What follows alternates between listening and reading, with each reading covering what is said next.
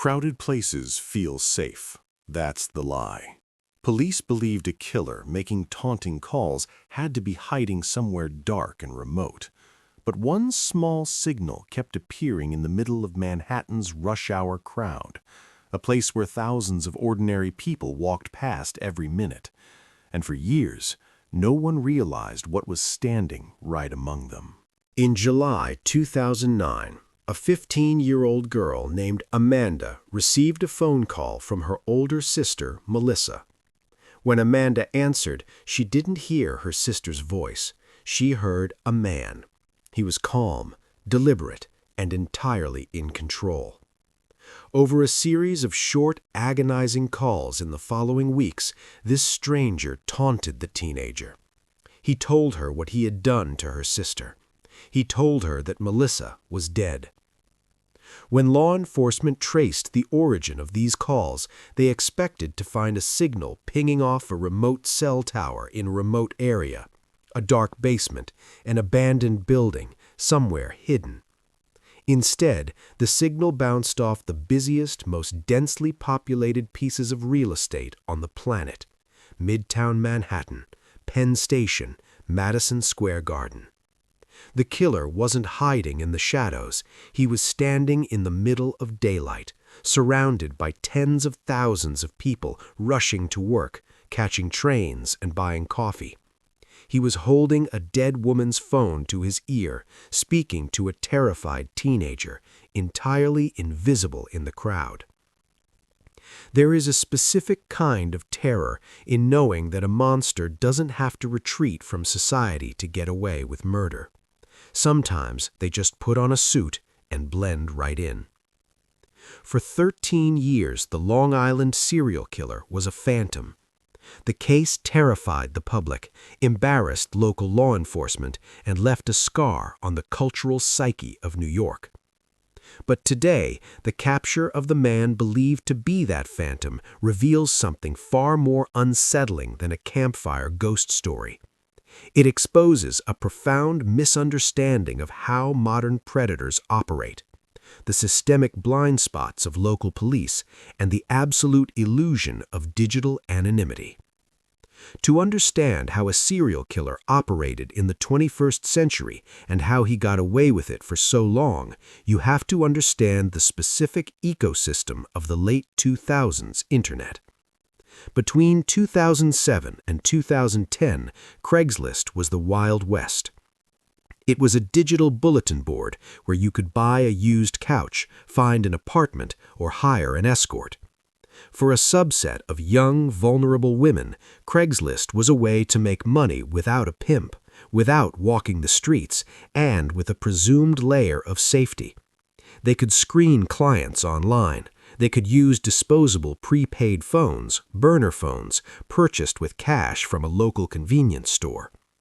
But the killer understood this system perfectly. He realized that the very tools designed to keep these women safe and anonymous could be inverted to isolate them. He also bought burner phones. He paid in cash. He created anonymous email accounts to browse Craigslist. He arranged meetings at empty houses or secluded motels. He operated under the assumption that a burner phone was a digital ghost, a piece of plastic that existed outside the grid, untethered to a name, a credit card, or a home address. In December 2010, the illusion of that perfect system broke. Police were searching the desolate marshland of Gilgo Beach for a missing woman named Shannon Gilbert when they stumbled upon something else. Wrapped in burlap sacks, spaced evenly apart just off Ocean Parkway, were the remains of 4 women: Melissa Barthelemy, Megan Waterman, Amber Lynn Costello, Maureen Brainard Barnes. They became known as the Gilgo Four, all petite, all advertised as sex workers on Craigslist, all missing for months, or in Maureen's case, years. The discovery sparked a massive manhunt. The FBI offered assistance. Behavioral analysts drafted profiles. The media painted a picture of a criminal mastermind, an unstoppable genius who had outsmarted the modern world. But the truth was far more mundane and tragic. The killer wasn't a genius. He was just a man who benefited from a staggering level of institutional dysfunction. For years, the Suffolk County Police Department was run by Chief James Burke. Burke was a man consumed by his own secrets, paranoia, and corruption. He actively blocked the FBI from participating in the Gilgo Beach investigation, severing his detectives from the advanced digital and behavioral analysis the federal government could provide. Burke's primary concern appeared to be protecting his own turf and concealing his own crimes, which would eventually land him in federal prison, rather than catching a serial killer. Because of this toxic leadership, the investigation froze. Data was siloed, leads were buried in filing cabinets, and a crucial piece of evidence given to police just days after Amber Lynn Costello disappeared in 2010 was written down and forgotten. A witness had told police that a man visiting Costello had driven a dark-colored first-generation Chevrolet Avalanche. That single detail sat in a file for 12 years. It wasn't until 2022 that a newly formed interagency task force finally picked up the pieces. This new team didn't operate on ego, and they didn't rely on old-school interrogations. They operated on data. They stopped looking for a phantom and started looking for the math. The task force knew they had a geographic puzzle. Years earlier, the killer's burner phones and the victim's phones he had stolen had pinged off cell towers in two highly specific locations. The first location was Massapequa Park, a quiet suburban neighborhood on Long Island.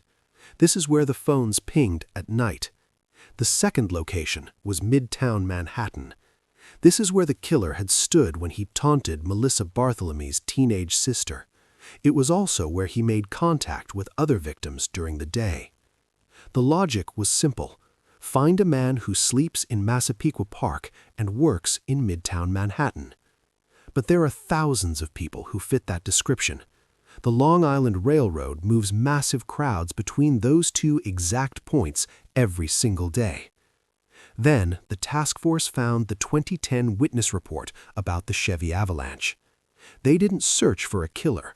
They searched for a car.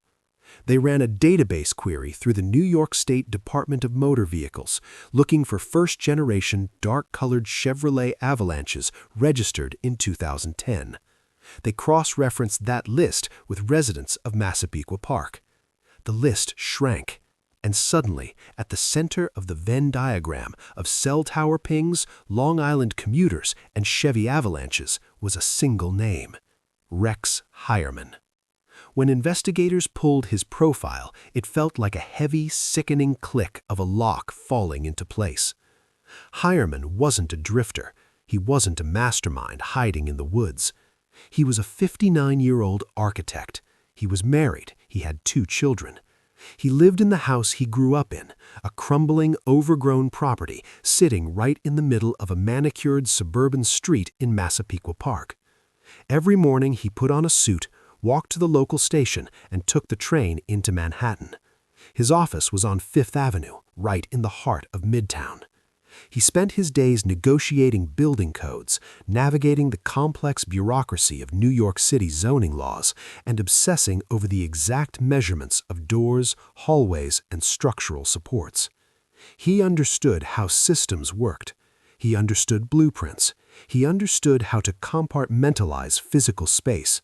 And he applied that exact same cold structural logic to his shadow life. Once the task force had his name, the illusion of his digital anonymity collapsed. Heuermann thought he was careful. He believed that if he used a fake name, bought a burner phone with cash, and deleted his internet history, he left no trace. But he fundamentally misunderstood how the modern internet actually works. Detectives blanketed tech companies with subpoenas: Google, Yahoo, Tinder. They were looking for the digital exhaust a person leaves behind just by existing in the modern world. They found that Heuermann had created dozens of anonymous email accounts with names like Thomas Hawk. He used these accounts to solicit sex workers, often from the very same office in Midtown where he managed his architecture firm. But his fatal mistake was how he accessed those accounts. He didn't just use his burner phones. Sometimes he logged into his burner emails using the Wi-Fi connection at his architecture firm. Sometimes he used the internet connection at his home in Massapequa Park. Every time a device connects to a network, it logs an IP address. An IP address is a digital license plate. Hireman was essentially driving a getaway car back to his own driveway, completely unaware that the internet was taking a photograph of the license plate every single time. The digital breadcrumbs painted a picture of a man leading a double life of staggering depravity. Investigators uncovered his search history. He wasn't just looking up explicit material, he was conducting research. He searched for the names of his victims. He searched for the names of their siblings. He read articles about the very task force that was quietly closing the net around him. He typed queries into Google like, "Why could law enforcement not trace the calls made by the Long Island serial killer?" He was sitting at his desk measuring building schematics while simultaneously monitoring the progress of his own manhunt. He felt safe. He felt superior. But data is only half the battle. Digital footprints can put a suspect in the room, but in a court of law, you need to prove he touched the victims. The task force needed physical evidence. They needed a biological anchor. In 2010, when the Gilgo 4 were discovered, investigators found trace amounts of DNA. One crucial piece of evidence was a single male hair recovered from the burlap sack used to wrap Megan Waterman. At the time, the DNA was degraded. Technology wasn't advanced enough to pull a full profile. But by 2023, forensic technology had caught up to the killer. Advanced mitochondrial DNA testing allowed scientists to build a profile from that single microscopic hair. Now they just needed Hireman's DNA to compare it to. They couldn't ask him for a sample. If he knew they were watching, he might run, he might destroy evidence, he might kill again. So a surveillance team followed him. They watched the architect leave his Fifth Avenue office. They watched him blend into the crowd, just another commuter on the streets of Manhattan. They watched him buy a pizza, eat it, and casually toss the crust into a trash can on Fifth Avenue. Investigators retrieved the discarded pizza box. They swabbed the crust. The DNA from the pizza crust matched the mitochondrial profile of the hair found on the burlap sack at Gilgo Beach. The architect was the phantom. In July 2023, heavily armed officers descended on the quiet street in Massapequa Park. They arrested Rex Hireman. They spent weeks tearing his house apart, pulling evidence from the walls, the basement, and the yard. The man who had terrorized Long Island for over a decade was finally in handcuffs. When the details of the investigation were released to the public, the official narrative celebrated the triumph of modern police work. And it was a triumph.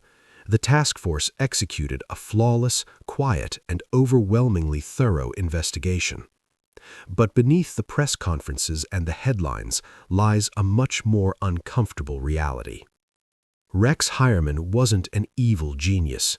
He was a creature of habit who left a massive, glaring trail of evidence from the very beginning.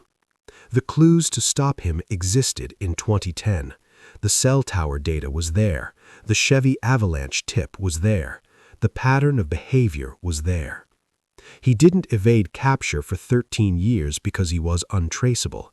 He evaded capture because the system designed to protect the public was broken from the inside. He benefited from the apathy of a society that often looks the other way when vulnerable women, particularly sex workers, go missing. He benefited from a corrupt police chief who prioritized his own ego over public safety.